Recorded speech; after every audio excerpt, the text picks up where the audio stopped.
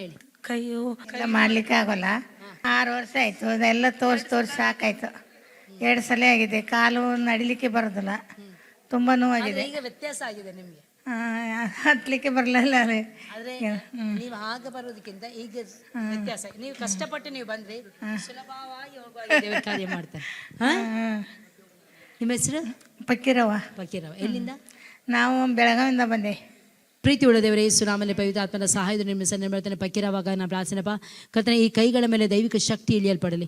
ಈ ಕೈಗಳ ಮೇಲೆ ದೈವಿಕ ಶಕ್ತಿ ಇಳಿಯಲಿ. ಈ ಕೈಗಳ ಮೇಲೆ ದೈವಿಕ ಶಕ್ತಿ ಇಳಿಯಲಿ. ಈ ಕೈಗಳ ಮೇಲೆ ದೈವಿಕ ಶಕ್ತಿ ಇಳಿಯಲಿ. ಈ ಕೈಗಳ ಮೇಲೆ ದೈವಿಕ ಶಕ್ತಿ ಇಳಿಯಲಿ. ಈ ಕೈಗಳ ಮೇಲೆ ದೈವಿಕ ಶಕ್ತಿ ಇಳಿಯಲಿ. ಈ ಕೈಗಳ ಮೇಲೆ ದೈವಿಕ ಶಕ್ತಿ ಇಳಿಯಲಿ. ಈ ಕೈಗಳ ಮೇಲೆ ದೈವಿಕ ಶಕ್ತಿ ಇಳಿಯಲಿ. ಕರ್ತನೆ, ಸ್ಪರ್ಶಿಸುವಂತೆ ಕೃಪೆ ಮಾಡು, ಸ್ಪರ್ಶಿಸುವಂತೆ ಕೃಪೆ ಮಾಡು. ಕರ್ತನೆ, ಈ ಕೈಗಳ ಮೇಲೆ, ಈ ಕಾಲುಗಳ ಮೇಲೆ, ಸೊಂಟದ ಮೇಲೆ, ಹಾಲಲ್ಲಿ ಎಲುಬುಗಳ ಮೇಲೆ ದೈವಿಕ ಶಕ್ತಿ ಪ್ರಕಟವಾಗಲಿ ಸ್ವಾಮಿ.